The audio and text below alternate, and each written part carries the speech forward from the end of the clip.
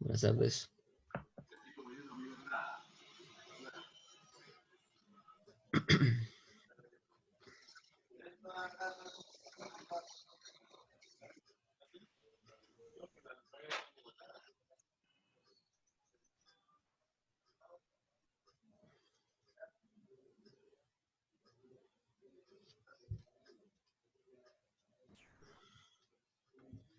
Bueno, muchachos, ¿qué tal? ¿Cómo están?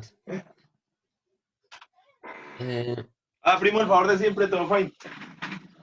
Vamos a continuar con el tema que veníamos tratando en la clase anterior, que es el tema de entropía, ¿no? En la clase anterior habíamos visto, digamos, lo que era una introducción al concepto de entropía, donde habíamos mirado cuáles eran sus utilidades, ¿no? Y básicamente habíamos llegado a las siguientes que tenemos aquí presentes, ¿no? Pues algunas consideraciones sobre el concepto de entropía. Primero que, como vimos anteriormente, la segunda ley nos indica que los procesos tienen que seguir una trayectoria, ¿no? Y que normalmente esos procesos siguen una trayectoria en donde las variaciones, perdón, una trayectoria en donde la entropía generada debe ser mayor o igual a cero, dependiendo de si el proceso es reversible o irreversible. Entonces, ¿eso qué quiere decir? Que la segunda ley necesita de una propiedad que indique ese valor, ¿no? Y esa propiedad es esta que tenemos aquí, ¿no? Que era la entropía generada. Entonces, la entropía generada es utilizada para ese fin, ¿sí? Es utilizada para definir o para resolver esa pregunta que yo les planteé por allá atrás, ¿cierto? Esa pregunta que decía que se necesitaba determinar una propiedad que nos indicara cuándo un proceso es reversible, irreversible o imposible. Entonces,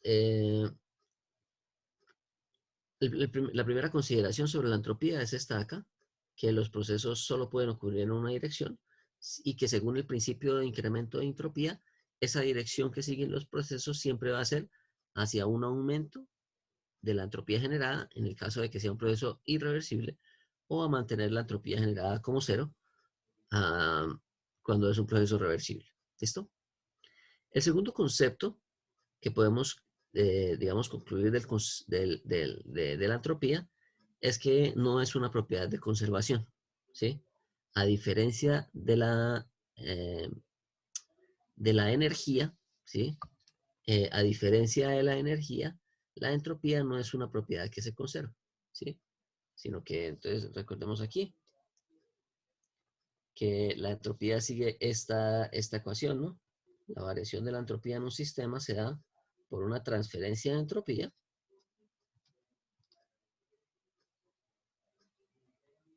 ¿sí?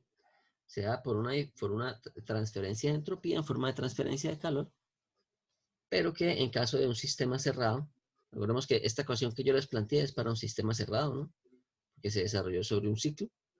Entonces, más una entropía generada, ¿sí? Entonces, a diferencia de la energía, aparece este concepto, ¿sí? Que dice que la entropía en un proceso se puede generar, una generación, ¿sí? Que es esto una idea completamente diferente a la de la conservación de la energía, ¿no? Entonces, a diferencia de la energía o de la masa no se puede crear de la nada, ni la energía se puede crear de la nada, ¿sí? Ni yo puedo destruir energía, ni puedo yo destruir masa, ¿sí? Todo eso se transforma. Pero cuando hablamos del concepto de entropía, la entropía sí se puede generar. Y únicamente se conserva la entropía, es decir, yo mantengo lo que se llama un proceso isoentrópico, cuando estamos hablando de un proceso reversible y adiabático. ¿Listo? Que son procesos idealizados. ¿Listo? Ok.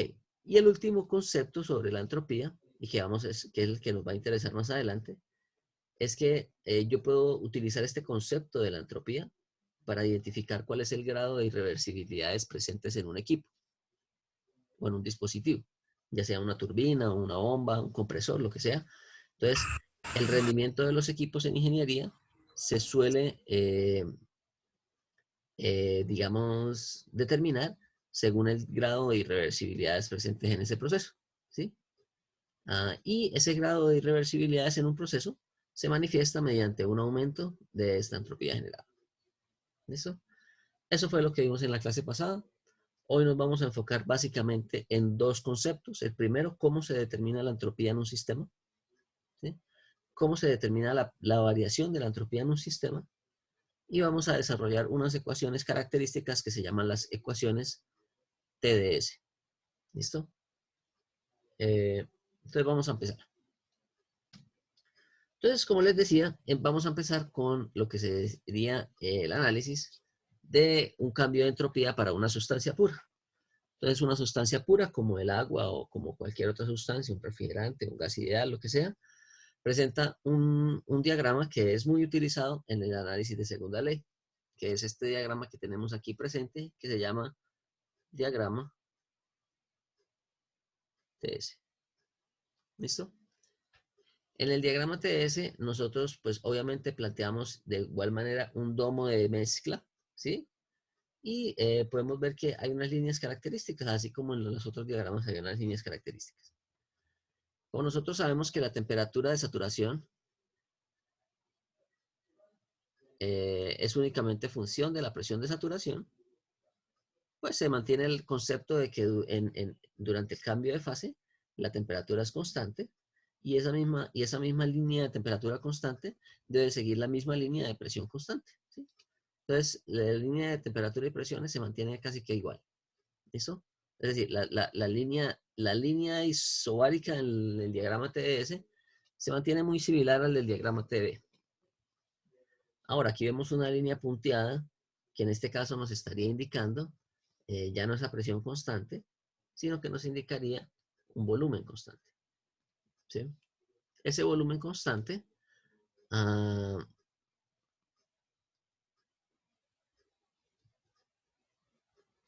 ese volumen constante pues tiene una curva, una línea aquí un poco más inclinada en el vapor sobrecalentado y aquí una línea curva en el interior del domo. Bueno, entonces retomemos allá nuestra ecuación, ¿sí? Entonces en nuestra ecuación nosotros teníamos que la variación de la entropía era igual a esto, ¿no? De Q sobre T más la entropía generada.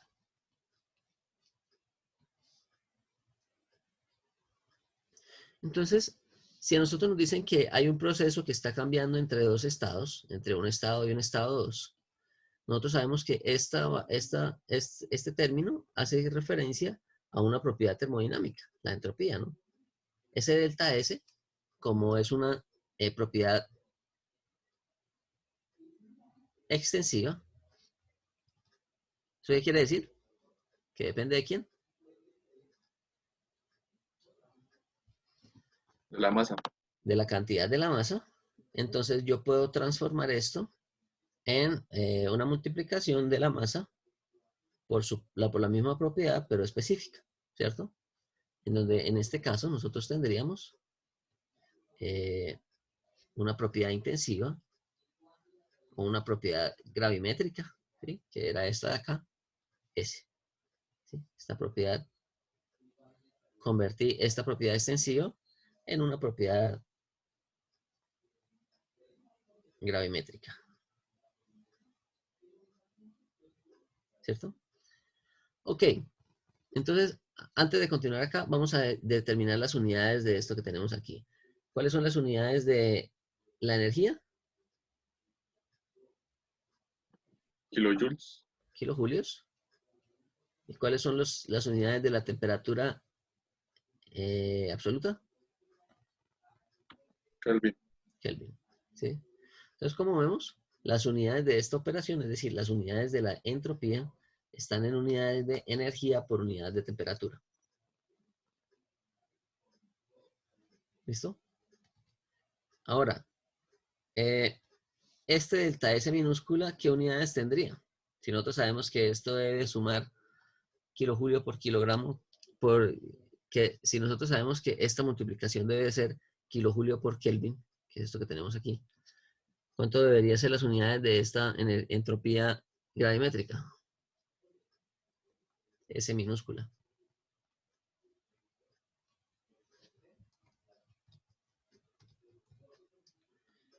Entonces, ¿cuáles son las unidades de la masa? Kilogramo tenemos aquí. Entonces, ¿esto qué unidades debe tener para que al final se me dé kilojoule por Kelvin?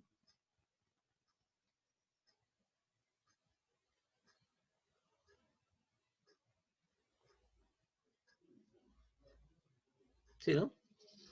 De tal manera que cuando yo multiplique esta diferencia por la masa, se me cancelen las masas y me quedan kilojoule por Kelvin. ¿Listo? Entonces, esas son las unidades que vamos a encontrar en el libro. Si nosotros nos fijamos aquí, en el libro, obviamente aquí nos presentan nuevamente que esta multiplicación debe estar en kilojoule por Kelvin. O sea, esta multiplicación debe estar en kilojoule por Kelvin. Y por lo tanto, esta propiedad S minúscula debe estar en kilojoule por kilogramo Kelvin. ¿Sí? Que es como se expresa la entropía en las tablas termodinámicas. Entonces, esto es un ejemplo del Cengel. Entonces, como vemos, nosotros tenemos una variación de la entropía. Algo importante, ¿no? La entropía. ¿La entropía es qué? ¿Cómo era que definíamos la entropía? La entropía está asociada ¿a qué?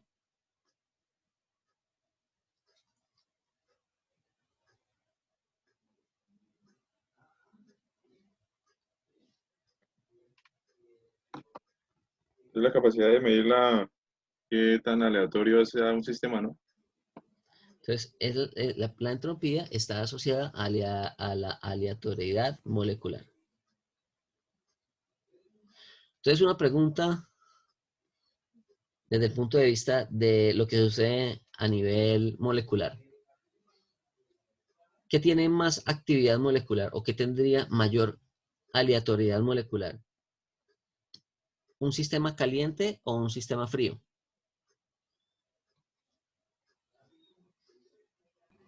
Un sistema caliente. ¿Cierto? Entonces, un sistema caliente, las moléculas tienen mayor energía cinética y por lo tanto se están moviendo con mayor, ¿con mayor qué? Con mayor, en un mayor grado, ¿no? Y por lo tanto existe una mayor aleatoriedad del sistema. Entonces, eso quiere decir que entre más caliente, mayor sea la temperatura de un sistema, mayor es su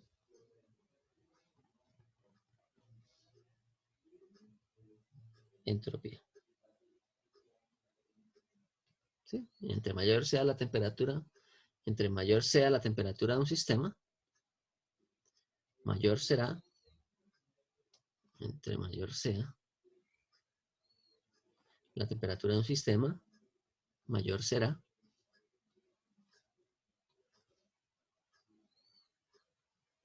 su entropía. ¿Listo? Porque entre mayor sea la temperatura de un sistema, mayor será su aleatoriedad molecular. ¿Sí? Entonces, este concepto es muy importante. ¿Listo? Entonces, eso nos damos cuenta acá, ¿no? ¿Qué tiene mayor aleatoriedad molecular? ¿El vapor saturado o el líquido saturado? ¿Cuál tiene más energía? Vapor saturado. El vapor saturado. Entonces, como vemos en el diagrama, en el vapor saturado, el valor de la entropía siempre es un valor mucho mayor. ¿Sí? Entonces, vemos aquí que la diferencia entre esos dos es bastante grande, ¿no? Es más o menos unas 6 veces de diferencia. Ok. Entonces, vamos a ir a las tablas. Algo importante también era que, ¿se acuerdan cuando analizábamos la entalpía? Y nosotros decíamos que cuando estábamos haciendo el análisis de entalpía se tenía que definir ¿qué? ¿Una qué? o con la energía interna. Con la energía interna, con la entalpía, se definía un valor de ¿qué?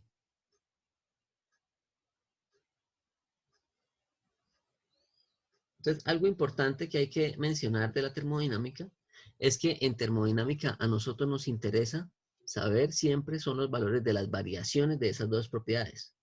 ¿Sí se acuerdan? Que cuando nosotros hacíamos, por ejemplo, la ecuación de la primera ley, nosotros teníamos U menos W igual a un delta T, pero no igual delta U. Entonces yo les había dicho que este delta U es lo que nos interesa en termodinámica y no tanto cuánto es el valor individual de U1 o de U2. ¿Sí? Lo que me interesa saber es la diferencia entre esos dos valores.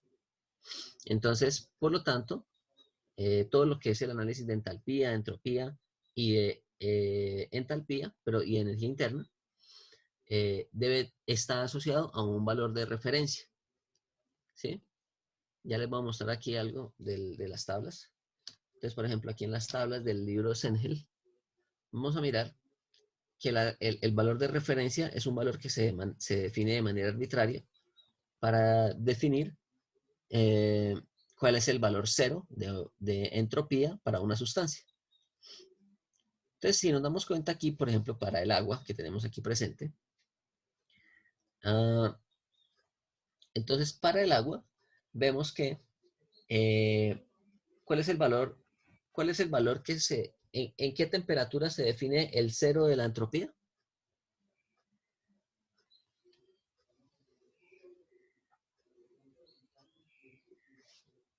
La temperatura de fusión. ¿Perdón? La de fusión, profe. ¿Esa será la temperatura de fusión? ¿Está una atmósfera?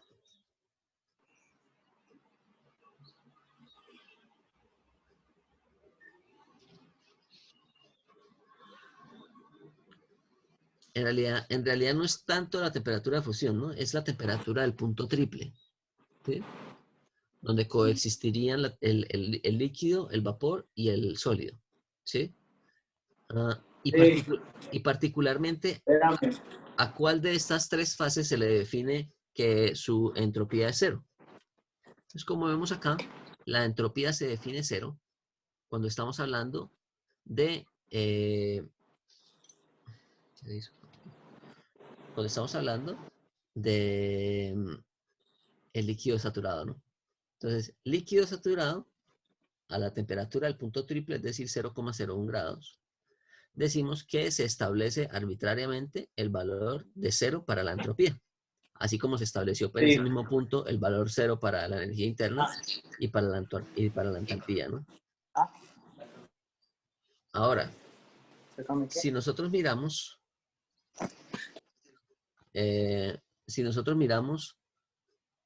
otra sustancia, por ejemplo aquí miremos lo que sucede con el refrigerante, ¿sí? ¿Cuál es el valor cero que se le asigna a la entropía para el refrigerante? ¿A qué temperatura? Menos 40, dice. Menos 40 grados, ¿sí? Entonces vemos que el valor cero se le asigna a una sustancia en un valor y en otra sustancia a otro valor. Entonces, volvemos a lo mismo. A mí, en termodinámica, a mí no me interesa tanto saber cuál es el valor absoluto de una propiedad. Es decir, a mí no me interesa saber cuál es el valor de la entalpía, sino cuál es el valor, o cuál es el valor de la energía interna, o cuál es el valor de la entropía. A mí lo que me interesa es saber cómo es la variación de esa propiedad en un proceso, ¿sí? Porque la variación de esa propiedad en el proceso, por ejemplo, en el caso de la energía interna, la variación de esa propiedad en el proceso me indica cuál es la cantidad de energía cuál fue la cantidad de energía en la cual cambió ese proceso, ¿sí? No me interesa tanto saber cuál es la energía en el estado 1 y cuál es la energía en el estado 2, porque esos son valores que se asignan de manera arbitraria. Lo mismo, vamos a ir a un gas ideal y me dicen cuál es el valor de la entropía para, a ver, coloquemos aquí un gas ideal, para el hidrógeno, que es un gas ideal. ¿Se establece el cero de la entropía en qué valor?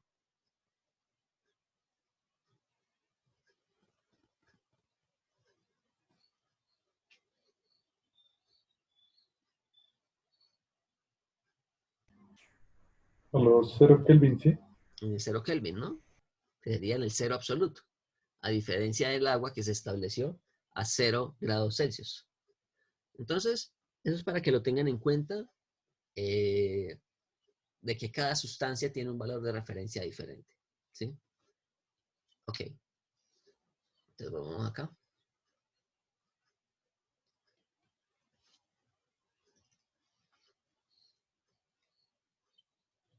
Y miremos lo que sucede. Entonces,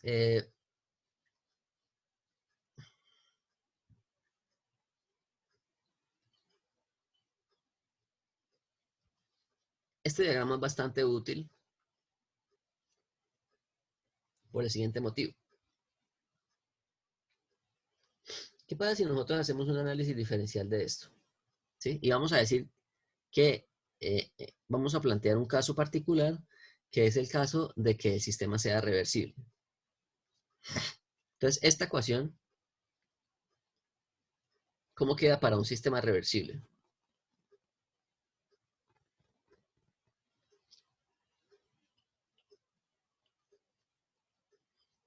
¿Cómo quedaría esa ecuación para un sistema reversible?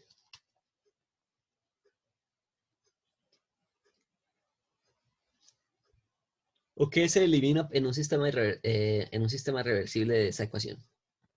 La entropía general. La entropía generada, ¿cierto? Entonces nos queda esto, ¿no? Nos queda delta S igual a la integral. Esto. Ahora, si analizamos esto a nivel diferencial, es decir, no integrándolo, sino en la forma diferencial, nosotros tendríamos que esto sería igual a que ds es igual a dq sobre t. O, mejor aún, que t por ds es igual a dq. Entonces, no sé si ya se pueden imaginar cuál es la importancia del diagrama. ¿Podrían ustedes saber cómo está ahí el tema de la matemática? ¿Podrían establecer alguna relación entre el por qué es importante ese diagrama si nosotros tenemos esta ecuación?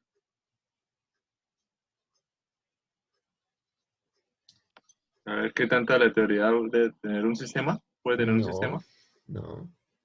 ¿Por qué creen que es útil el diagrama TS si nosotros sabemos que T por DS es igual a Q, a de Q?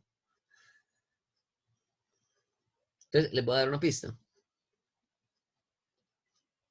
Cuando nosotros definimos el trabajo en un proceso de expansión, nosotros habíamos dicho que el trabajo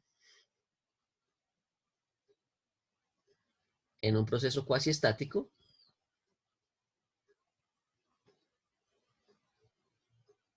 o un proceso de cuasi equilibrio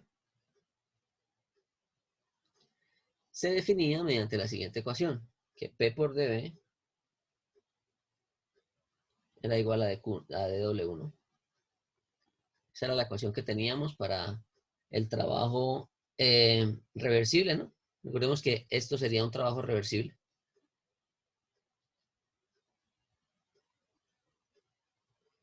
Entonces,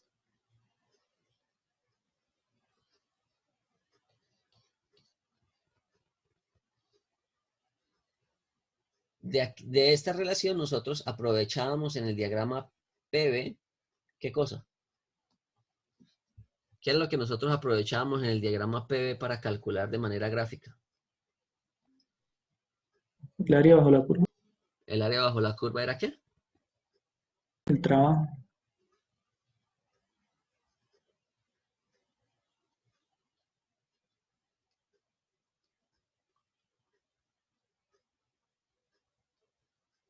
El trabajo reversible, en este caso, ¿sí? Bueno, un trabajo reversible en un sistema cerrado. ¿Listo? Entonces, ¿qué podríamos concluir del diagrama TS?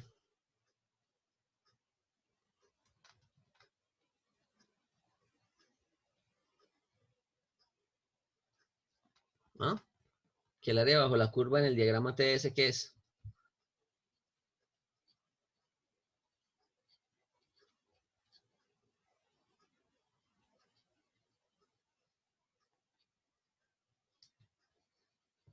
¿No, muchachos?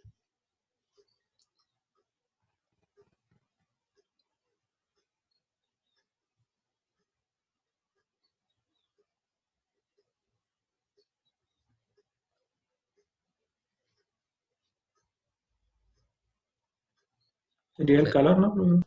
Sería equivalente al calor.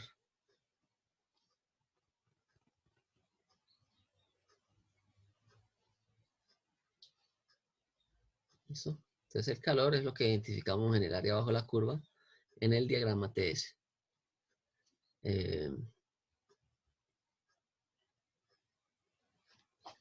en el diagrama PV determinamos el área bajo la curva para determinar el trabajo. ¿Listo? Entonces, es como una utilidad gráfica que se le da a ese tipo de diagramas, al diagrama TS y al diagrama PV. ¿Listo?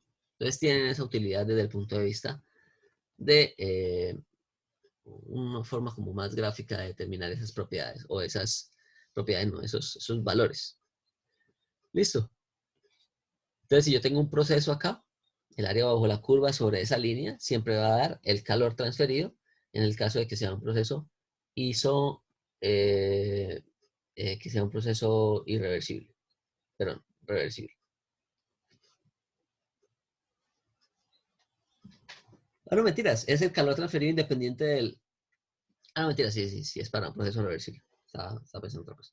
Para un proceso reversible, el área bajo la curva siempre va a dar el calor. Bueno, entonces vamos a hacer un ejercicio. En este ejercicio se plantea el siguiente sistema. Estamos diciendo que tenemos un tanque, ¿sí? Y que en ese tanque hay una sustancia. ¿Cuál es la sustancia? Refrigerante R134 con unas características iniciales. 5 kilogramos, 20 grados y 140 kilopascales. ¿Sí? Ese tanque está dentro de un sistema, ese gas está dentro de un tanque rígido, ¿sí? Y ese tanque rígido va a presentar una pérdida de calor, ¿sí? Entonces, acá hay un calor que estaría saliendo y por lo tanto, ¿qué creen que sucede con el gas cuando pierde calor?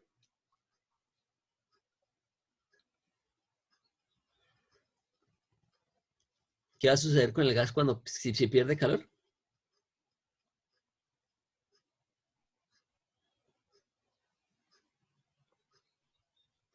Se condensa. Depende de qué gas sea, ¿no?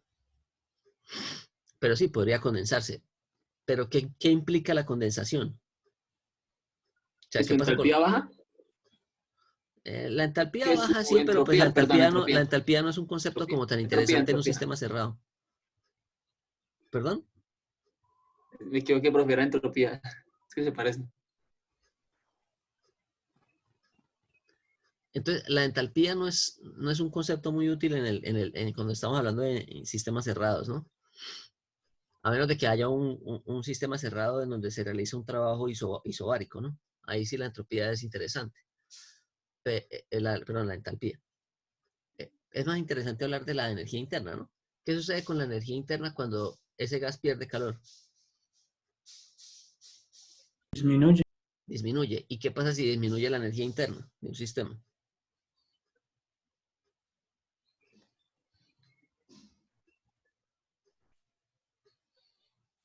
¿La energía interna era una manifestación de quién? ¿O con qué estaba relacionada la energía interna?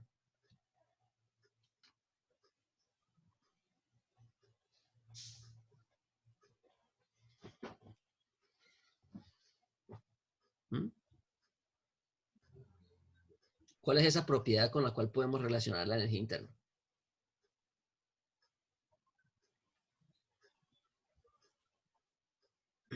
La temperatura, ¿no?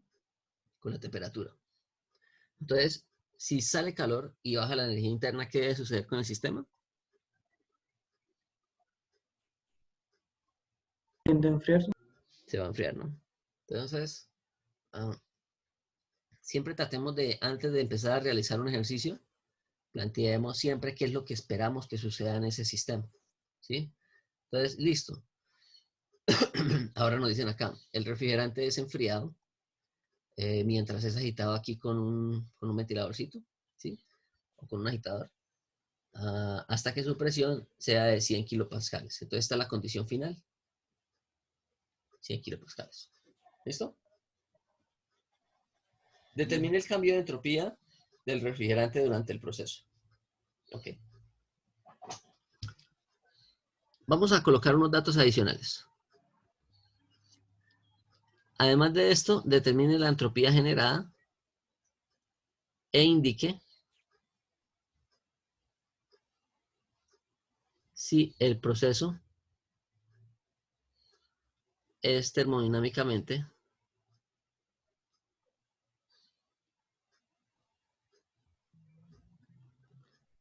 viable. ¿Listo? Ya vamos a ver qué es eso. Y vamos a decir que la temperatura del ambiente, tenemos una temperatura ambiental de 5 grados. ¿Listo? Entonces, el refrigerante inicialmente está a 20 grados y va a empezar a transferir energía hacia el ambiente, es decir, va a empezar a salir energía del sistema hacia el ambiente que está a 5 grados. La pregunta es, la entropía, determine la entropía generada además del cambio de entropía y indique si el proceso es termodinámicamente viable. Bueno, entonces tenemos que plantear inicialmente para el cálculo de la entropía, nosotros sabemos que mediante la desigualdad de Clausius, nosotros llegábamos a esta relación, ¿no? Que es delta S, que es igual a M por S1, S2 menos S1, ¿sí? Es igual a una integral de dq sobre T más una entropía generada. ¿Listo? Entonces, lo que les había dicho, la entropía es una propiedad extensiva que se puede convertir en una propiedad específica, ¿sí? O gravimétrica, específica o gravimétrica, es lo mismo. Esa propiedad específica es la que tenemos nosotros en las tablas. Entonces, si estamos hablando del refrigerante R134A,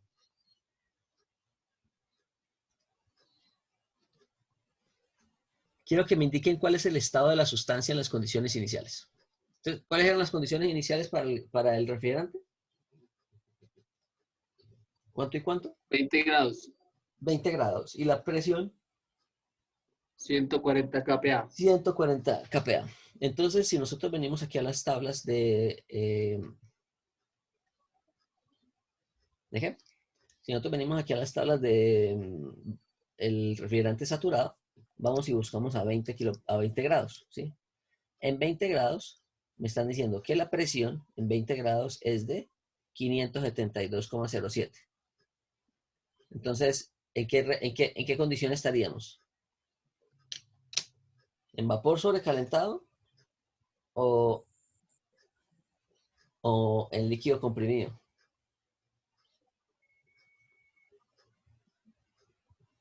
Nosotros sabemos ya de entrada que no está en la saturación, ¿sí? Porque fíjense que la temperatura, para esa temperatura, la presión de saturación es 572 y nosotros estamos en 140. Entonces, ¿cuál va a ser el valor de la entropía? ¿O cuál va a ser el estado de la sustancia en la condición inicial? Entonces, vamos a establecer aquí unas líneas. Estado 1.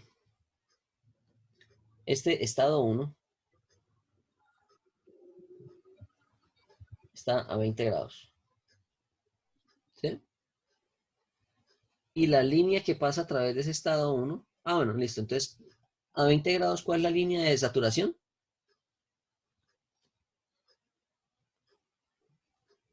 ¿Tienen las tablas por ahí a la mano para que me vayan colaborando con eso?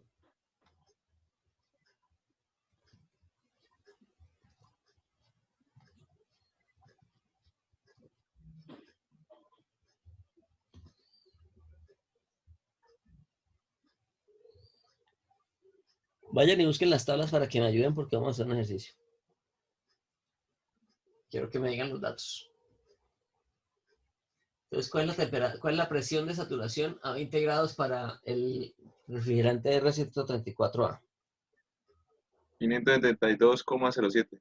Listo. Entonces, esta línea que nosotros tenemos acá, es la línea de 572 kPa.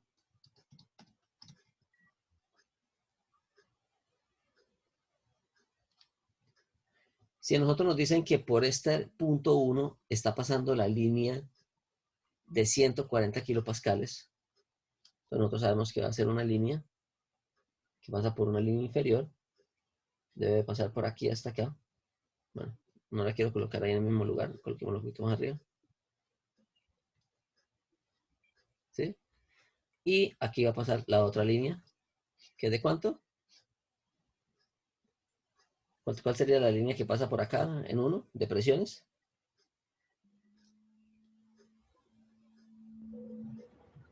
¿No? Aquí nos da el ejercicio. 140. 140. ¿Listo? Esta es la línea de 140. Entonces, ¿cuál es el estado inicial de la sustancia?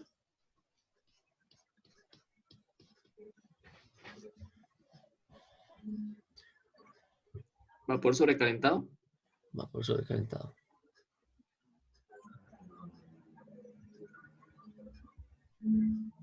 ¿Listo? Ok. ¿Qué nos están diciendo del punto 2? Que el punto 2 es la condición final del ejercicio, en donde el gas se enfrió y también cayó su temperatura, ¿no? Su presión, perdón. ¿Cuál es la línea de presión que pasa por 2? O 100 mejor, kPa. antes de ir acá al diagrama, miremos en las tablas, por favor. Miren en las tablas para 100 kilopascales. Bueno, antes de mirar en las tablas para 100 kilopascales, quiero preguntarles algo. ¿Qué propiedad se va a mantener en el proceso constante? ¿Qué tipo de proceso es? ¿Proceso de qué tipo? Volumen constante, profe. Isocórico, ¿no?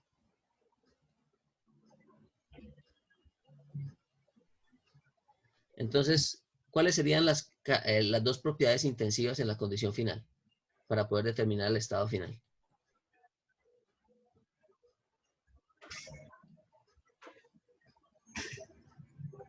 ¿Ah?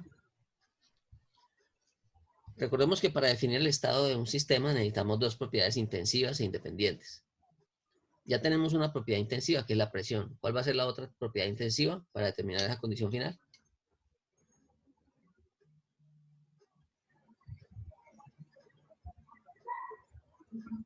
Volumen específico. profe. El volumen específico, ¿no? Entonces, si nosotros sabemos que el volumen específico inicial, ¿cuánto dio? Entonces, tenemos que ir primero a las tablas de vapor sobrecalentado. Entonces, vayan a las tablas de vapor sobrecalentado, que es la tabla A13. ¿Listo?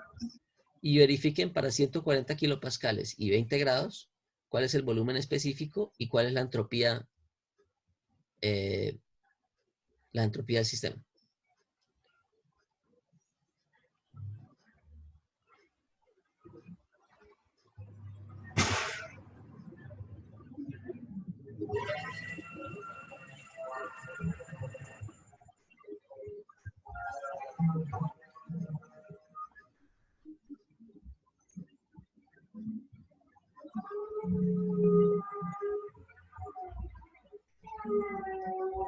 ¿No?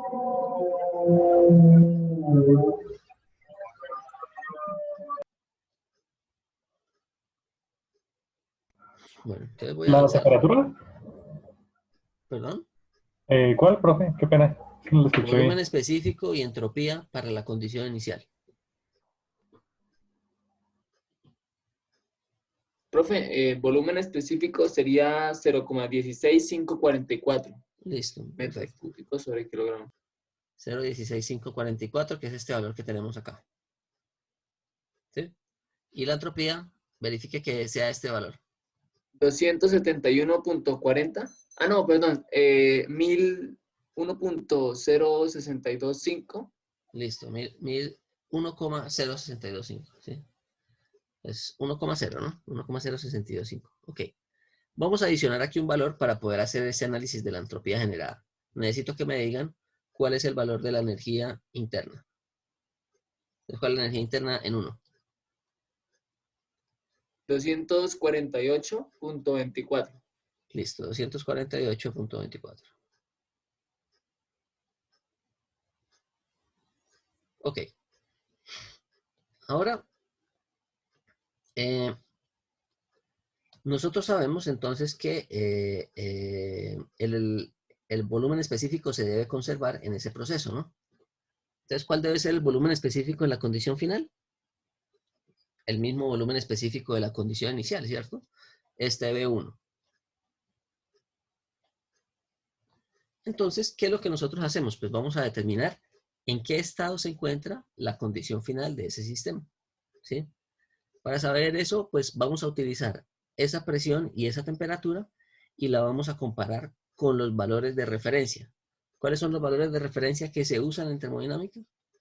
¿Cuáles eran los que les había dicho que eran los que funcionaban como referencia?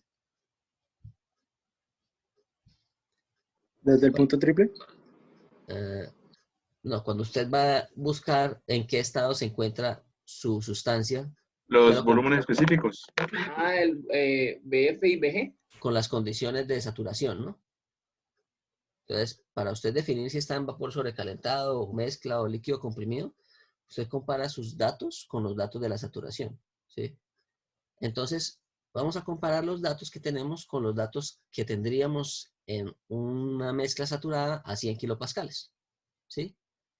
A 100 kilopascales, el BF, me lo voy a colocar aquí. Entonces, si ustedes van allá y buscan a 100 kilopascales, van a encontrar que el volumen del líquido saturado es este y el volumen del vapor saturado es este. Entonces, ¿en qué condición se encuentra el sistema en la condición final? Aquí se está cumpliendo el siguiente criterio, ¿no? BF menor que B2 menor que BG. Por lo tanto, ¿qué?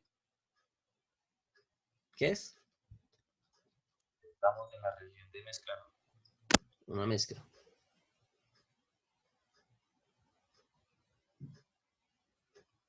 ¿Listo? Entonces ahí tenemos una mezcla saturada para ese sistema. Ok. ¿Cómo era que se sacaban las propiedades cuando estábamos en la región de mezcla? ¿Cómo era que sacamos el volumen específico, la entalpía o la energía interna? ¿Qué es lo que necesitamos determinar? Con la calidad. La calidad, ¿no? Entonces la calidad no es más, la calidad en 2 no es más que el volumen 2 menos BF sobre BG menos BF o BFG. Ahí sustituimos con estos datos que tenemos acá. ¿Cuánto nos daría la calidad con esos datos? Bueno, aquí ya nos la da el ejercicio, ¿no? Verifiquen que este valor, 0,859 o 85,9%.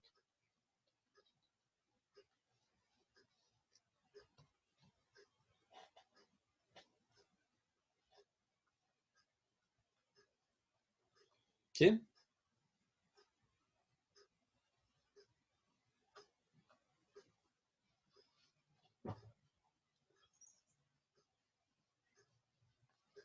Sí, profe. Bueno.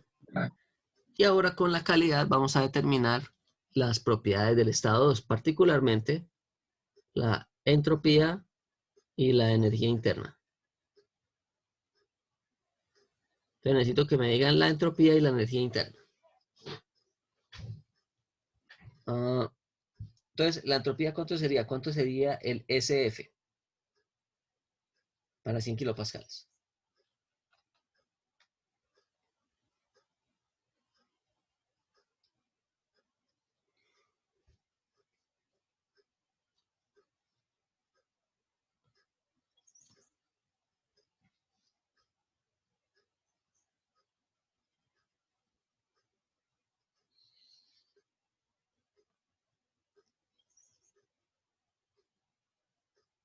¿Cuánto sería, muchachos? SF.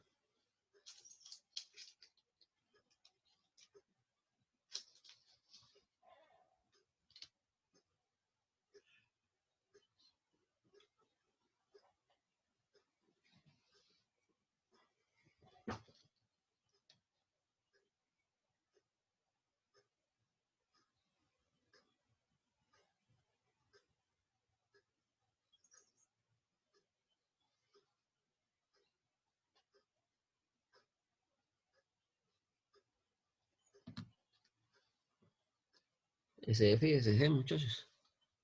O SFG. SF. Así en KPA, profe. Pues SF. SFG es 0.88008. SFG. Entonces, ¿0, qué? 88008. No, SF. Ah, SF. SF. 0,07, Sí. 1,82. Ajá. Más 0,859, que sería la calidad, ¿no? Por SFG. ¿Cuánto da SFG? 0,88. ¿No más?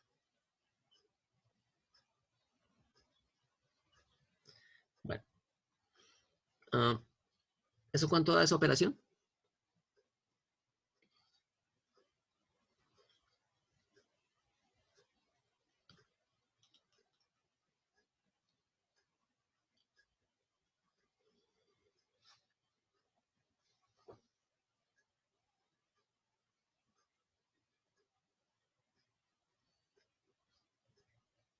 Profe, a mí me dio 0,8278.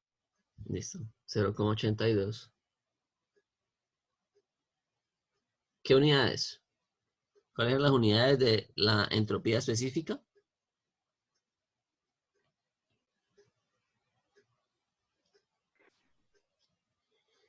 ¿Qué unidad era esa que tenía?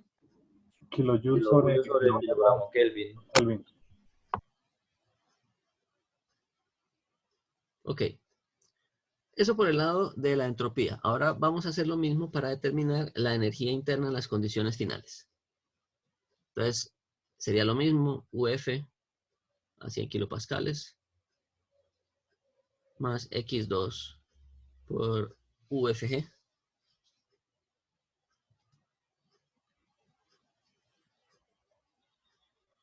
¿Cuánto da?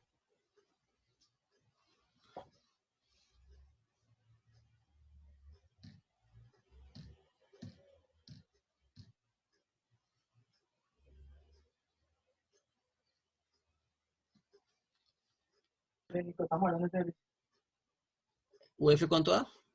¿Para 100 kilopascales?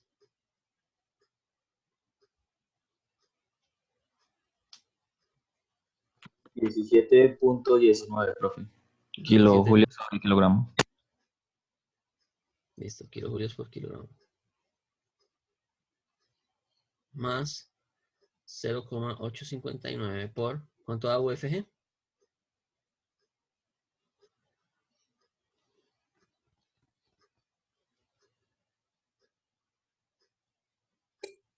Profe, da 198.01. ¿Cuánto da esa multiplicación?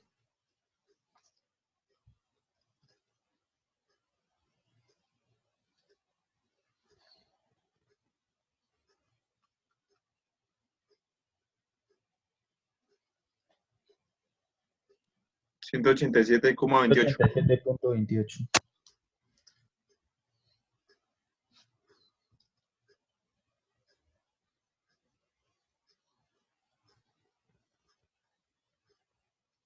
Listo.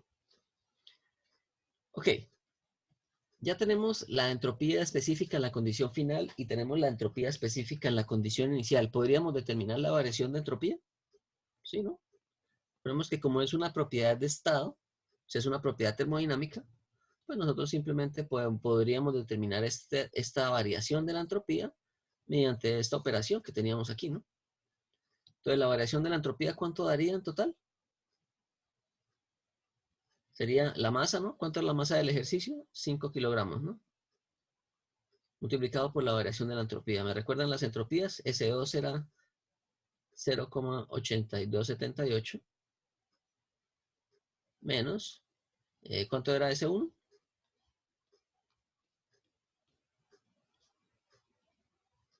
1,0625.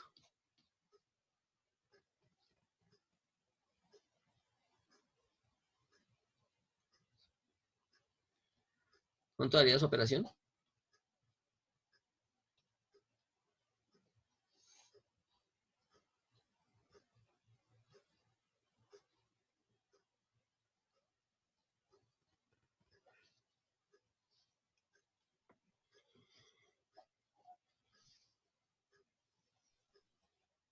Menos 1,17. 273. Unidades. Kilojulio sobre grado Kelvin.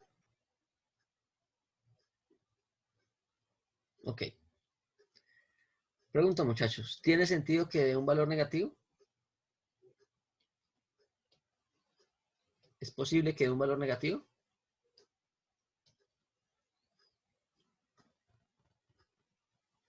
Sí, ¿no? Está diciendo que el proceso 2 es mayor, ¿no? El proceso 1, perdón. El S1. ¿Cómo podríamos interpretar que la variación de la entropía dé negativo? ¿Qué querrá decir eso?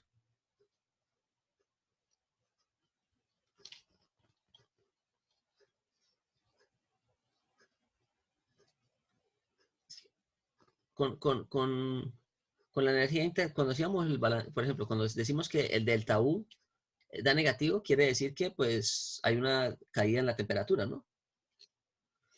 Entonces, pero ¿cómo podríamos decir, o sea, cuando hay una reducción de la energía interna en un proceso, nosotros podríamos decir que esa reducción en la energía interna se dio por una caída en la temperatura del mismo proceso, ¿no? Porque la temperatura es una manifestación macroscópica de la energía interna. Ahora, ¿con qué era que podíamos relacionar la entropía, perdón? ¿Con qué concepto?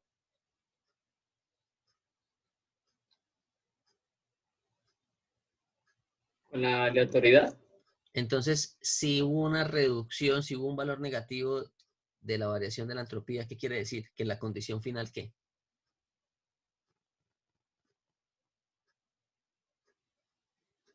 ¿Es más o es menos aleatorio? Que es menos aleatoria. Tiene menor movilidad de las moléculas, ¿no? Recordemos que como el sistema se está enfriando, el enfriamiento hace que las moléculas se muevan más lentamente, ¿sí? Y al moverse más lentamente, produce que la aleatoriedad de esas moléculas sea inferior, ¿sí? Entonces, por eso es que nos está dando un valor negativo. Ahora, ¿es posible que la variación de la entropía dé un valor negativo? Sí, es posible.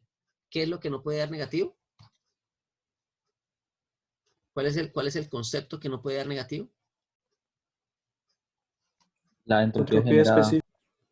La entropía generada, ¿no? Esta entropía generada es la que siempre debe darme un valor positivo.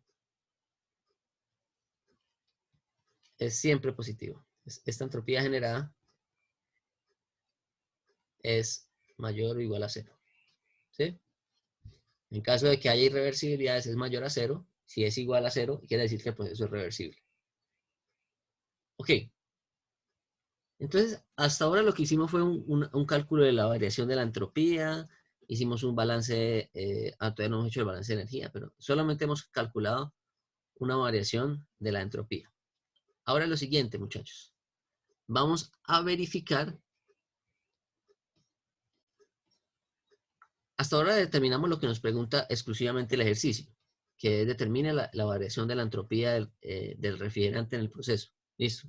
Nos dio que la variación dio negativa, por lo que hay una menor aleatoriedad molecular en la condición final. Ahora, lo más interesante cuando hagamos ejercicios de termodinámica es verificar si ese proceso es viable desde el punto de vista termodinámico. Entonces, ¿cuáles son las leyes que debe cumplir un proceso cuando se va a evaluar? O sea, en termodinámica se deben cumplir ¿qué leyes para mirar si ese proceso puede existir o no? ¿Qué se debe garantizar? ¿Cuál es la primera ley que se debe cumplir en termodinámica? La conservación. ¿Conservación de qué? La energía. Listo, la conservación de la energía es una de las primeras leyes que se tiene es la primera ley que se debe cumplir en el proceso. ¿Y cuál es la segunda ley? Bueno, ya la dije, ¿no? La segunda ley de la termodinámica. ¿Y qué se debe cumplir en esa segunda ley? ¿Cuál era esa propiedad que nos decía si ese proceso era termodinámicamente viable o no? ¿Cuál era el proceso cuál era el concepto que nos decía si un proceso era reversible, irreversible o imposible?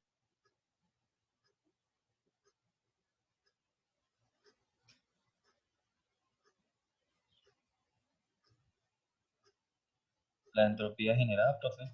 La entropía generada, ¿sí? Con la entropía generada era que nosotros decíamos, ese proceso se puede cumplir, ese proceso no se puede cumplir, ¿sí? ¿Se acuerdan que al final de la clase pasada colocamos 3 casos? Que cuando la entropía generada es mayor a 0 es irreversible, cuando la entropía generada es igual a 0 es reversible, y cuando la entropía generada es menor a 0 es imposible. ¿Sí? Nosotros ya alcanzamos a ver eso, ¿no? Sí, señor. Listo. Entonces, vamos a verificar si ese proceso es termodinámicamente viable. Entonces, lo primero que tenemos que hacer es aplicar la primera ley de la termodinámica. Entonces, vamos a aplicar aquí, primera ley.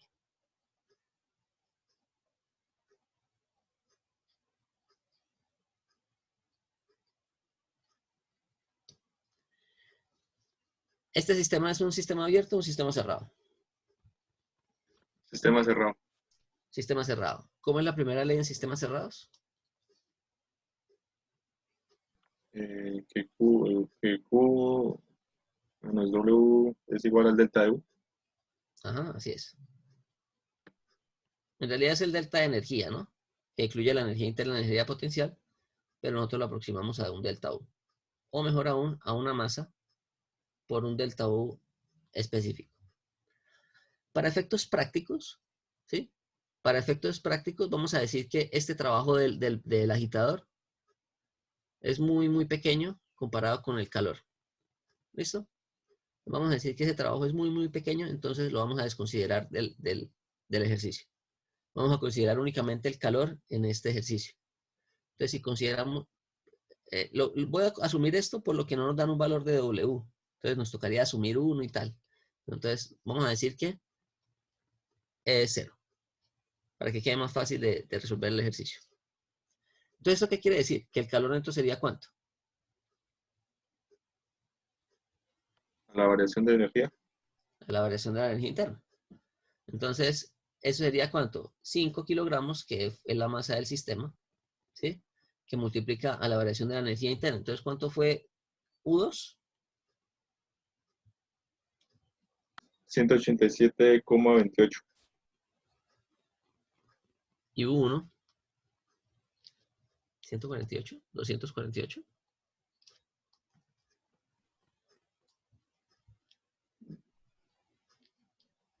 298. 98 o 48.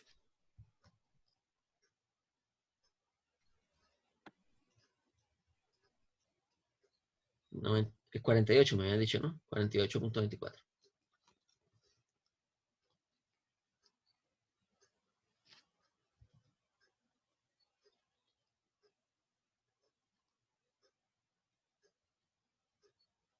¿Cuánto daría esa operación? Entonces, ¿cuánto da el calor neto?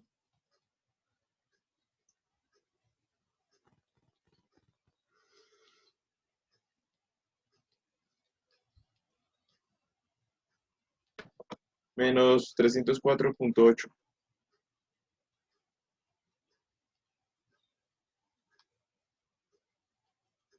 Listo.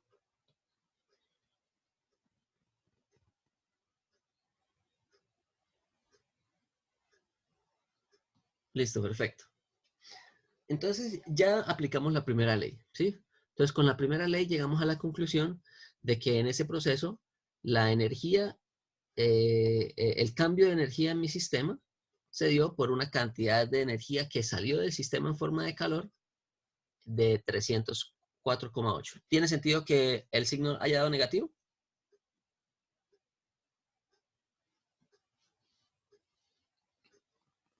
Cuando el signo da negativo, ¿quiere decir que el calor qué? Ha disminuido la temperatura, ¿no? No, pero ¿qué era lo que nos decía la convención de signos? Que cuando el calor era negativo, ¿estaría qué? ¿Entrando o saliendo? ¿Estaría saliendo? Estaría saliendo. ¿Y tiene sentido con lo que estábamos planteando en el ejercicio? Está saliendo calor, ¿no? Entonces, está correcto, ¿no? Aquí está correcto. Está saliendo calor, por lo tanto debe dar un valor negativo de ese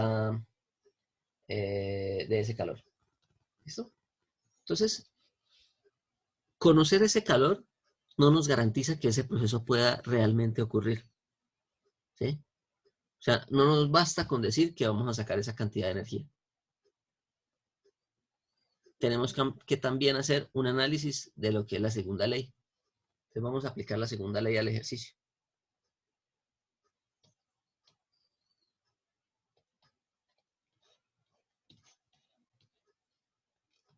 Entonces vamos a aplicar aquí la segunda ley.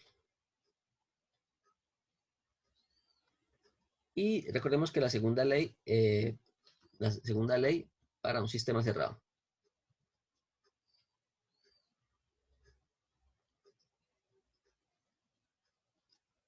Que viene de la desigualdad de Clausius, ¿no? Que es la que nosotros hemos trabajado. Esta segunda ley nos dice que delta S es igual a la integral de dq sobre T más una entropía generada. Recordemos que esta temperatura que aparece acá, la vamos a definir una temperatura de frontera a través de la cual se transfiere este calor. ¿Listo? Y nosotros vamos a decir que todo ese calor se transfiere a través de una temperatura que usted la puede tomar de manera arbitraria, ¿sí? Yo puedo decir que esa frontera es esta frontera aquí. Lo que pasa es que si yo asumo esta frontera interna, yo no puedo sacar la temperatura de la integral porque si yo asumo esta temperatura interna, simplemente se me hace un poco difícil sacar esta integral. Entonces, yo voy a decir que la frontera no es esta temperatura, no es esta frontera interna, sino que voy a decir que es la frontera externa de ese tanque. ¿Sí? O sea, el calor se transfiere tanto por esta frontera interna como por esta frontera externa. ¿Sí? A través de ambas fronteras se está transfiriendo esa cantidad de calor. Y una pregunta, ¿cuál es la temperatura de esa frontera externa?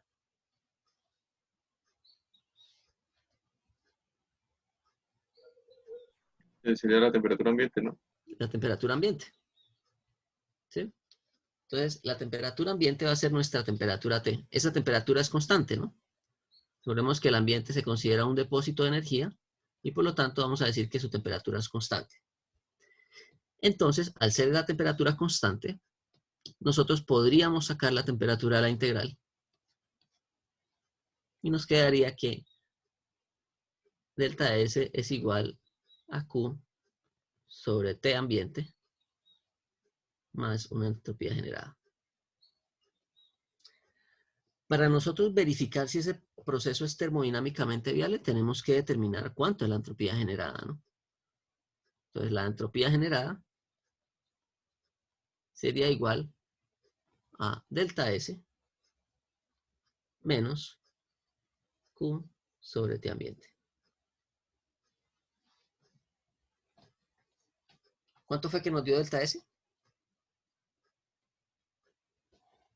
Menos 1,173. Entonces vamos a colocar aquí entropía generada en el proceso cuando tenemos una temperatura ambiente de 5 grados.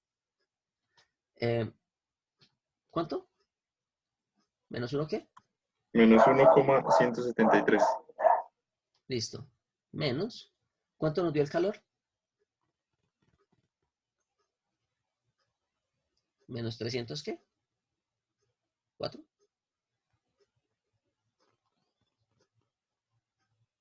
Menos 304,8. Estaría ya en kilojulios por Kelvin. Esto estaría en kilojulios. ¿En kilojulios?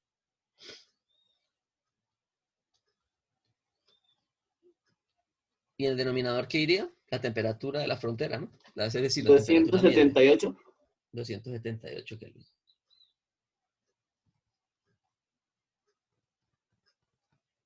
Recordemos que el resultado, si nos da positivo, quiere decir que es irreversible. Si nos da 0, es un proceso reversible. Y si nos da, bueno, no necesariamente cuando nos da 0, no, mentira, sí, si nos da 0 es un proceso reversible. Y si nos da menor a 0 es un proceso imposible. ¿Cuánto nos da?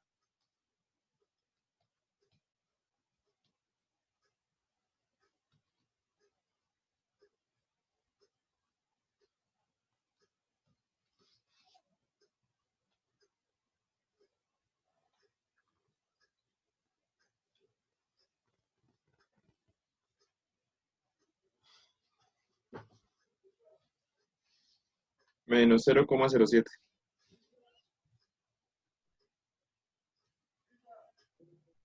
Entonces, ¿ese proceso es posible?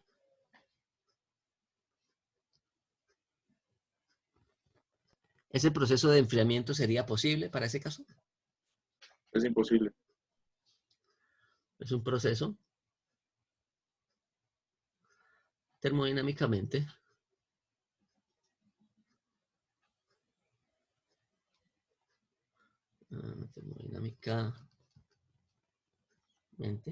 imposible. ¿Tendríamos alguna idea de por qué es imposible ese proceso? ¿Se les ocurre algo de por qué sería imposible? Aquí tendríamos kilojulio por Kelvin. ¿Se les ocurre alguna hipótesis para decir de por qué es imposible? ¿O tienen alguna idea de por qué podría ser imposible? ¿Qué piensan ustedes? ¿Qué podría hacer que ese proceso fuera imposible?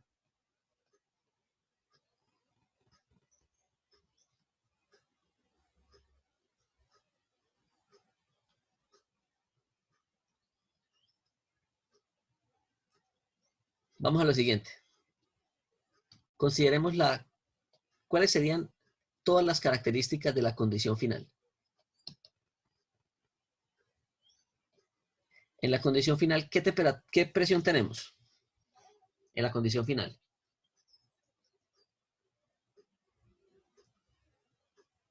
¿Cuál era la presión que tendríamos en la condición final? 100 kilopascales. 100 kilopascales. El volumen era el mismo volumen inicial. ¿Sí? Con esas dos condiciones habíamos caído en cuenta de que el sistema estaba en una mezcla. ¿Sí?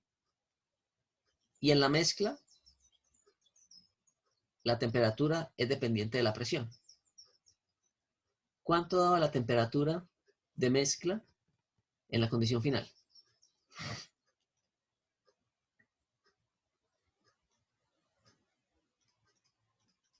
Menos 26,37.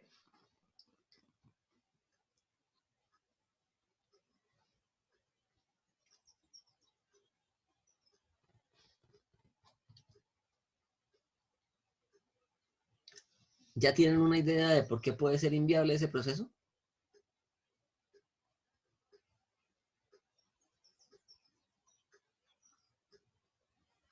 Profe, ahí sería porque lo máximo sería hasta la temperatura ambiente, ¿Lo máximo qué? que podría enfriarse el sistema sería hasta la temperatura ambiente. Efectivamente. ¿Sí? Tiene que llegar a un equilibrio, ¿no? O sea, es esto, lo que nosotros estamos planteando aquí es que estamos asumiendo que el sistema le está entregando de manera espontánea energía de un cuerpo caliente, de un cuerpo frío a uno que está más caliente. ¿Sí? Es decir, este que estaba integrado se va a empezar a enfriar mediante una cantidad de calor que se está retirando. Como estamos diciendo que la temperatura del ambiente es 5 grados, la máxima cantidad de energía que se podría transferir aquí sería cuando exista un equilibrio térmico, ¿sí? Cuando esté así 5 grados acá y 5 grados acá. Efectivamente lo que comentaron ahorita, de que tiene que, la temperatura máxima a la cual se puede enfriar es 5 grados. Si yo digo que estos se está enfriando, estoy diciendo que espontáneamente este sistema se está enfriando, lo cual desde el punto de vista de la termodinámica es una violación al segundo principio, ¿sí? Recordemos que el segundo principio, según Clausius, decía que es imposible transferir energía de un cuerpo frío a un cuerpo caliente de manera espontánea. Tiene que haber obligatoriamente una cantidad de trabajo que se realice sobre ese sistema, ¿sí? Mediante un ciclo de refrigeración, ¿no? Entonces, ¿cómo podríamos hacer para que este sistema fuera viable termodinámicamente? Es algo muy intuitivo, ¿no?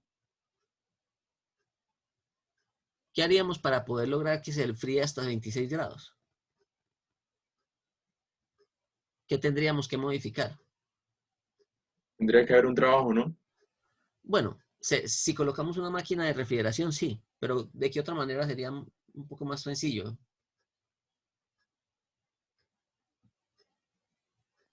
Enfriando el ambiente, profe. Cambiando la temperatura del ambiente, ¿no? Entonces, imagínese que usted colocó eso en la nevera, ¿sí? Pero se dice, uy, no, en la nevera no alcanzo a enfriarlo hasta esa temperatura T2. Lo voy a meter en el congelador. Sí, bueno, pero un congelador tremendo, ¿no? Porque un congelador de menos 26 grados ya es bastante, ¿no? Entonces, listo, voy a meterlo en un chiller o en una unidad de enfriamiento bien agresiva que me enfríe hasta una temperatura ambiente de, qué sé yo, menos 30 grados. Entonces, ¿qué esperamos que suceda cuando la temperatura del ambiente está a 30 grados con la entropía generada? Que dé un valor de qué, que dé un valor qué, positivo o negativo, o cero.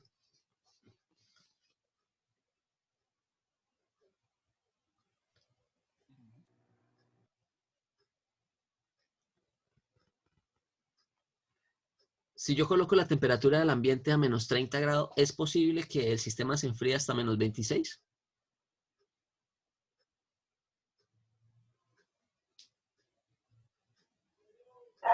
Sí, ahí sí sería posible.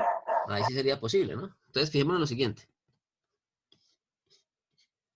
¿Se acuerdan cuando estábamos hablando de los procesos reversibles y de los procesos irreversibles? ¿Qué era lo que habíamos dicho con la transferencia de calor?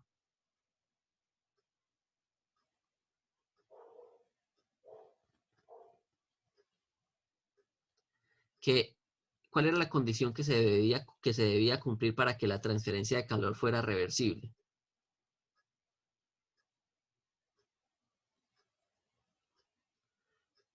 Que el delta de temperaturas tendiera ¿a cuánto? Cero. A cero, ¿no? En el caso de que yo tenga un delta de T mayor a cero, ¿era un proceso qué? ¿Era una transferencia de calor qué? Irreversible. En este caso, ¿hay un delta de temperaturas finito o hay un delta de temperaturas igual a cero? Si colocamos aquí a 30. Finito. Hay un delta de temperaturas finito, ¿no? Porque fijémonos, el ambiente está a 30 grados y mi sistema inicialmente está a 20 grados, ¿sí? Y ese sistema se va a enfriar hasta llegar a los menos 26 grados, donde sigue habiendo una diferencia finita de temperaturas. Entonces, ¿qué esperamos que suceda con la entropía generada?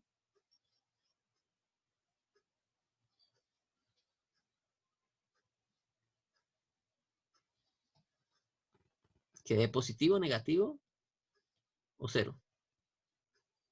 Positivo. Positiva, ¿por qué?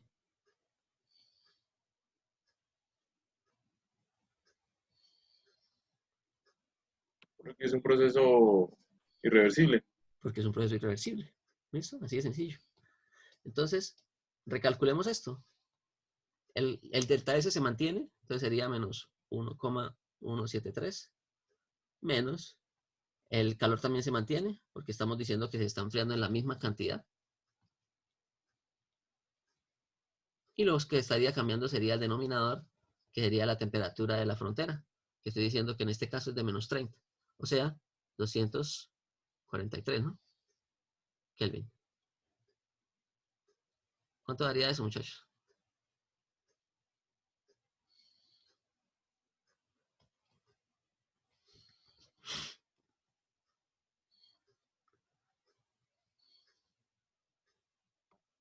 Me dio 0,081.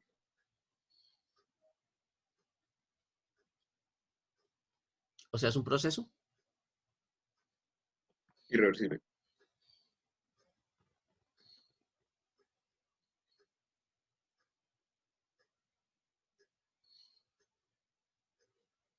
Listo. Entonces, este proceso, este análisis sí cumple con las dos leyes de la termodinámica. ¿Sí? Entonces, es necesario que el sistema cumpla con los dos principios de la termodinámica para que pueda ser un sistema viable termodinámicamente. No nos basta con saber cuánta fue la energía que se transfirió del sistema hacia sus alrededores. Es necesario saber si la entropía generada que se está produciendo en ese proceso es mayor, igual o menor a cero. ¿Listo? ¿Hay alguna duda sobre esto, muchachos? Para mirar un tema rapidito antes de que se acabe el clase.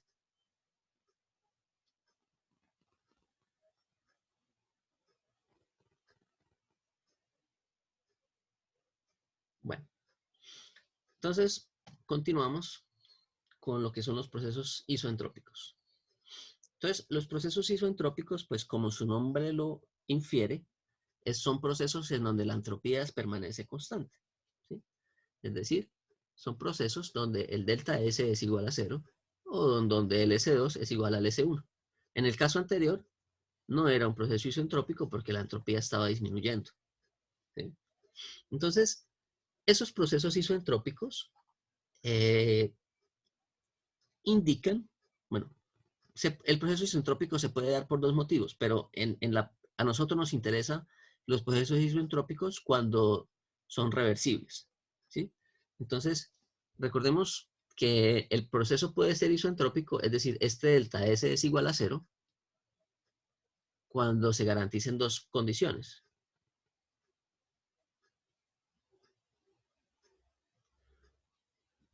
Cuando estos dos términos sean iguales a 0, ¿sí? O sea, el proceso es isentrópico, es decir, este delta S es igual a 0 cuando estos dos términos sean iguales a 0. ¿Listo?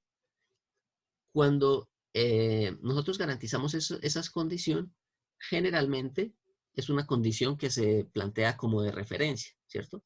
Es decir, en la mayoría de los procesos a nosotros nos interesa el proceso reversible, ¿sí? Entonces, por ejemplo, si usted tiene una transferencia de calor en un intercambiador de calor, o bueno, en la transferencia de calor tampoco, no tanto, ¿sí? Pero sí sobre todo en turbinas y en bombas, ¿sí? En turbinas y en bombas sí nos interesa mucho saber si perdón, en turbinas y en bombas siempre nos interesa saber cuál es el proceso reversible. ¿Por qué? Porque el proceso reversible funciona como un valor de referencia de lo que está ocurriendo en ese proceso, ¿sí? Es decir, en la medida en que, por ejemplo, si usted tiene vapor sobrecalentado y lo quiere expandir en una turbina de vapor, a usted lo que le interesa en la turbina de vapor es que toda la energía que tendría disponible en el vapor la pueda transferir en trabajo. ¿Sí? Ahora, si una parte de esa energía se pierde, por ejemplo, en energía térmica, en rozamiento en los rodamientos, o si se pierde por algún tipo de desacoplamiento o una desalineación del eje, ¿sí? Entonces, eso quiere decir que se está creando una serie de irreversibilidades, ¿sí? Y esas irreversibilidades van a hacer que el proceso sea menos eficiente. Entonces, cuantificar esas irreversibilidades y compararlas con el valor de referencia me permite a mí saber cuáles son las condiciones bajo las cuales está trabajando ese dispositivo, ¿sí? Entonces, una turbina a la cual yo le conozca cuál es su proceso isoentrópico, yo podría determinar cuál sería, bajo qué condiciones estaría funcionando en el proceso real. ¿sí? Porque yo puedo decir, se desvía del proceso isentrópico en tanto por ciento, ¿sí? Es decir, yo tengo una serie de irreversibilidades que me están generando unas pérdidas en mi sistema de tanto por ciento. Entonces, ese concepto es un concepto muy de mucho interés en termodinámica. ¿Listo? Entonces, partimos de esta ecuación y tenemos dos posibilidades de un proceso isentrópico, ¿sí? Uno que es el que más nos interesa, que es este que tenemos aquí. Entonces, este proceso es el que más nos interesa. El proceso isentrópico. Bueno, entonces vamos a utilizar esta ecuación nuevamente aquí. Esta ecuación que tenemos acá. Entonces, ¿bajo qué condiciones yo tendría un proceso isentrópico según esa primera condición? ¿Qué pasa si es adiabático? El calor es cero, ¿cierto? Entonces, ¿qué término se elimina?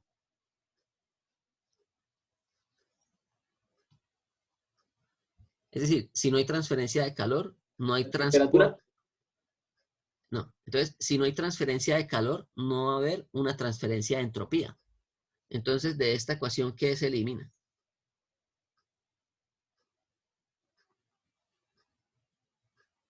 Si es adiabático, no va a haber transferencia de calor a través de una frontera. Entonces, ¿qué pasa con ese primer término de la variación de la entropía?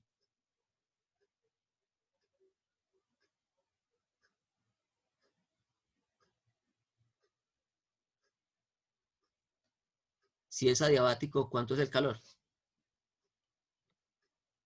Es cero y pues dependería de la entropía generada, ¿no? Es cero, ¿no? Entonces, si es cero, ¿qué pasa con este término? Se Se cancela, ¿no? anula. Ahora, si yo tengo un proceso adiabático, yo voy a tener esta condición, que la variación de la entropía va a ser igual a la entropía generada. ¿En qué condiciones la entropía generada es cero?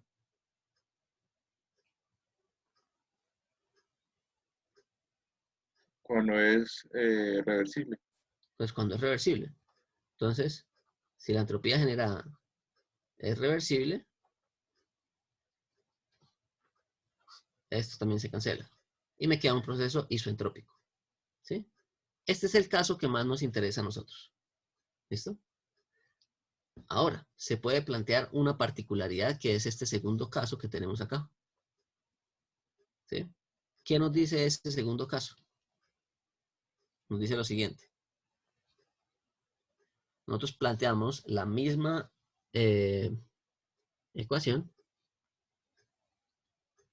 pero vamos a mirar que nosotros podemos tener un proceso isoentrópico que no necesariamente sea como el que estamos planteando aquí arriba. Si el proceso es irreversible, el valor de la entropía generada, ¿cuánto daría? Mayor que cero. Mayor que cero, entonces debe dar un valor positivo.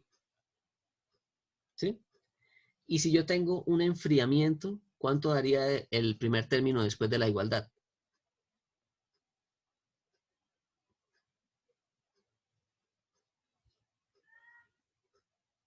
¿Mm?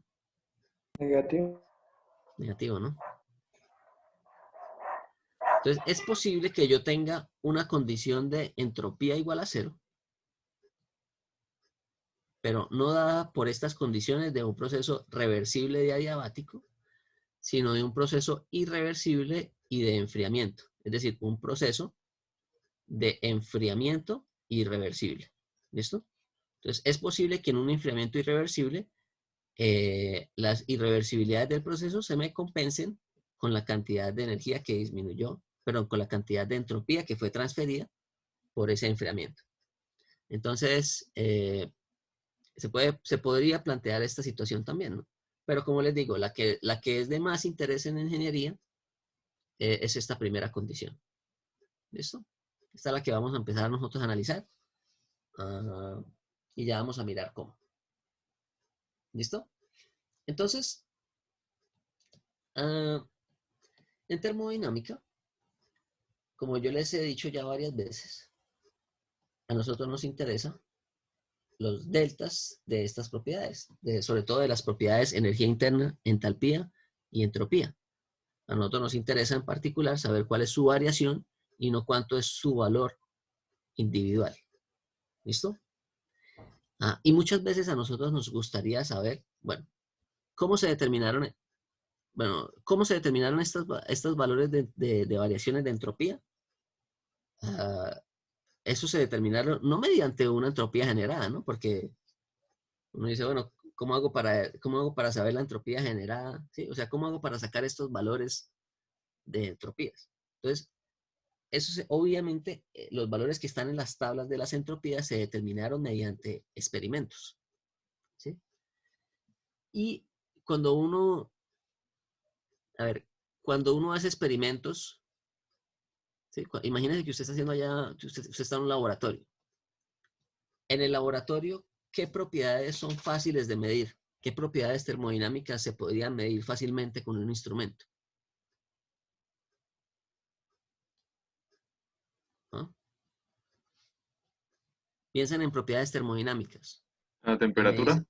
La temperatura es una. ¿Qué otra propiedad?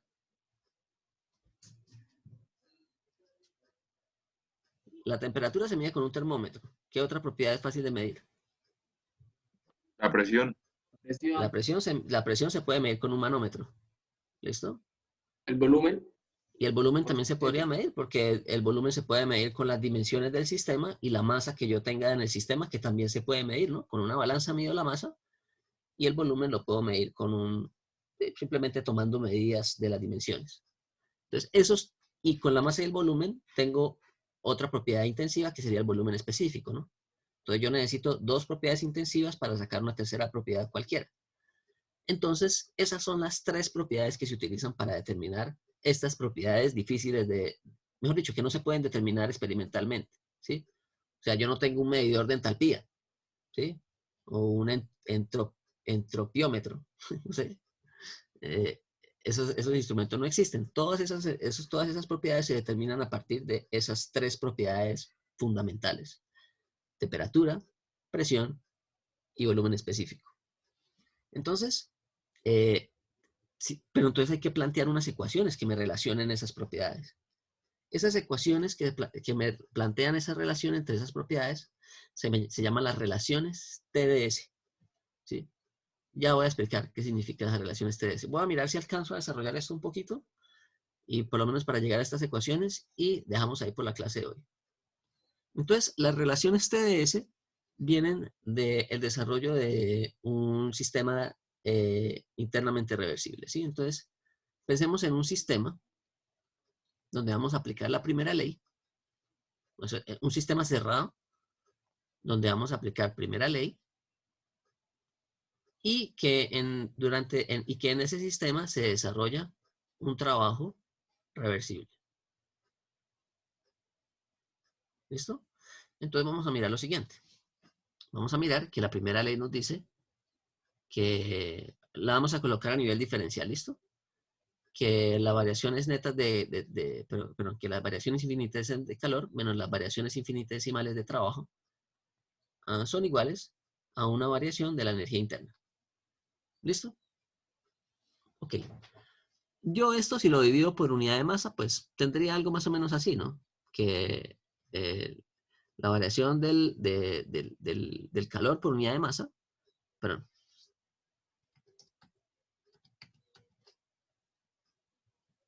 Bueno, desarrollémoslo así y después miramos cómo lo simplificamos, ¿sí? Entonces, recordemos algo. Esto del trabajo reversible viene de lo que era un trabajo desarrollado en un proceso de cuasi equilibrio o cuasi estático, ¿no? Eso fue uno de los conceptos que vimos por allá atrás, al principio del curso, que nosotros habíamos dicho que cómo era que determinábamos el trabajo realizado en un proceso, cuáles eran las propiedades que utilizábamos para determinar el trabajo en un proceso de cuasi equilibrio. Bueno, que el trabajo era igual a qué? A la integral de presión De la presión. ¿Por qué? por un diferencial de volumen. Listo. Pero entonces, como lo vamos a colocar en términos diferenciales, quitamos la integral de acá. O sea, si yo coloco aquí trabajo, sí sería la integral de P por dB, ¿no? Pero como estoy colocando un diferencial de trabajo, voy a colocarlo aquí también como diferencial, ¿no? Simplemente quito la integral y me quedaría P por dB. ¿Listo? Eso por un lado. Ahora, como estamos diciendo que estamos en un sistema internamente reversible, ¿qué era lo que nos decía la desigualdad de Clausius?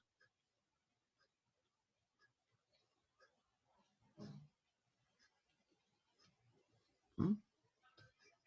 ¿Cómo quedaba la ecuación de la entropía cuando nosotros decimos que es internamente reversible? Entonces, si es internamente reversible,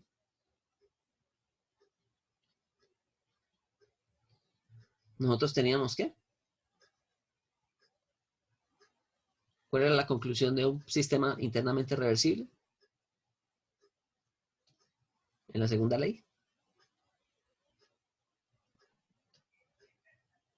Si es internamente reversible, quiere decir que no hay irreversibilidades. Y si no hay irreversibilidades, entonces La entropía generada de cero.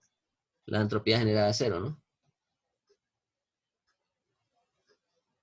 Y si la entropía generada es cero, y yo quiero analizar lo que sucede a nivel diferencial, yo digo que la variación infinitesimal de la entropía es igual a la variación infinitesimal del calor sobre la temperatura.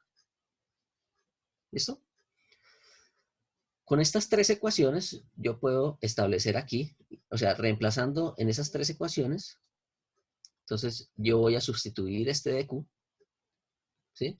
Y voy a decir que Q va a ser T ds, ¿sí? El trabajo va a ser que menos P de B igual a DU. ¿Listo? Ahora, si yo dejo todo esto expresado en términos gravimétricos, es decir, esto yo lo puedo expresar como la masa multiplicando esa propiedad, ¿no? Entonces, como en un sistema cerrado la masa se mantiene constante, entonces yo tengo que esto es la masa por ds minúscula menos P por la masa por un dB específico igual a una masa por un diferencial de energía interna específica, ¿sí? Entonces, ¿esto qué me hace? Que se me cancelen todas las masas, ¿sí? Y yo tendría entonces TdS menos PdB igual a du. Si yo despejo el ds, obtendría mi primera ecuación TdS. ds minúscula, ¿no? Es igual a... Bueno, en realidad la ecuación TdS es esta, pero de esta forma. TdS igual a du más PdB. ¿Listo? Esa sería la primera ecuación TdS, que inclusive se le llama una de las ecuaciones fundamentales de la termodinámica. En termodinámica hay en termodinámica hay cuatro ecuaciones fundamentales. Esta es una de ellas. ¿Listo? Entonces esta es una de las ecuaciones fundamentales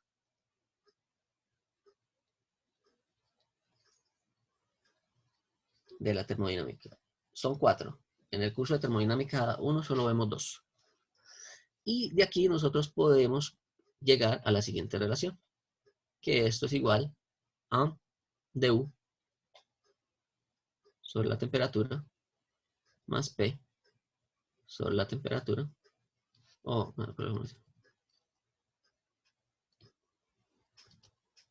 P sobre la temperatura. ¿Listo?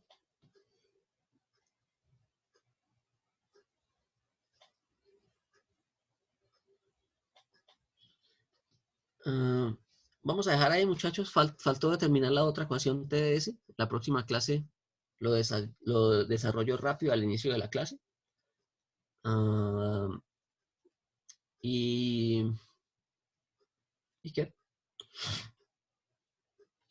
Y después vamos a mirar cómo se calculan esas variaciones de entropía cuando estamos trabajando con sólidos, con líquidos, con gases ideales. Después vamos a mirar lo que son las eficiencias isentrópicas, que es cómo se compara un proceso isentrópico de un proceso real o un proceso real de un proceso isentrópico. Y nos acercamos al final del curso con el balance de la entropía. Esta es la última diapositiva, balance de entropía. Entonces yo creo que en la próxima semana terminamos el tema del curso, muchachos. Entonces yo creo que la semana entrante terminamos el tema. Y yo quiero que el parcial quede para el día 5 de septiembre. Para que podamos hacer el parcial antes de la semana de parciales y no se les acumulen todos al final. ¿Les parece una buena idea? Sí, sí, señor. Sí, profe. Sí, profe. Bueno, entonces vamos a dejarlo así. El parcial queda programado para el día 5. La próxima semana terminamos el tema. ¿Sí? Entonces, yo creo que terminamos fácil el tema la semana entrante. Y nos quedaría la otra semana, es decir, la semana del 5, para poder hacer unos ejercicios. ¿Listo? Muchachos, recuerden que faltan las exposiciones, ¿no? Entonces, espero que hayan trabajado en eso. Esas exposiciones valen el 15% de la materia, ¿no? ¿En qué fecha es que quedó Entonces, la exposición? ¿cómo? ¿En qué fecha quedaron las exposiciones? Yo las pienso hacer después del parcial. ¿Listo? Entonces, la idea es que quede para después del parcial las exposiciones, ¿sí? Entonces, si tienen dudas sobre las exposiciones, les sugiero que me las vayan haciendo con tiempo para que no vayan a hacer la exposición a última hora. ¿Sí? Entonces, la idea era que la fueran desarrollando durante el semestre, leyendo sobre el tema que les tocó, energía hidráulica o energía eólica o potencial o solar o todo eso. Y fueran leyendo sobre el tema, ¿no? Entonces, yo de todas formas quisiera que las exposiciones fueran antes de la semana de parciales. Para que no quede todo al final acumulado. ¿Listo? Listo, profe. Bueno, Listo, profe. muchachos, entonces quedamos así. Vamos a continuar la próxima clase. Desarrollamos esto de las relaciones TDS y yo creo que en la próxima clase alcanzamos a ver hasta eficiencia isentrópica para que la última clase sea solamente trabajar balances de entropía. ¿Listo? Bueno, muchachos, que tengan buen día, buen fin de semana. Y nos Gracias, profe. vemos el Bueno, profe, martes. Chao, está pues. bien, profe. Luego, profe. Gracias, profe. Hasta luego.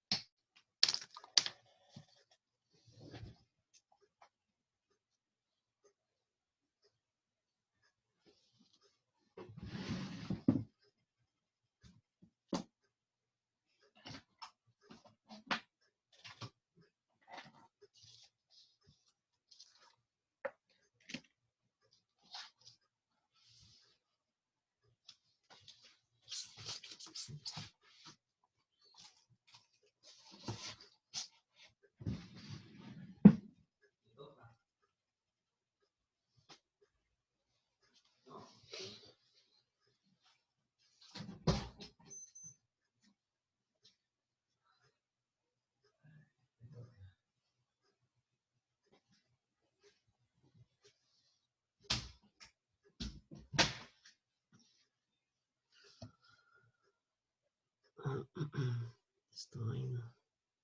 Esto.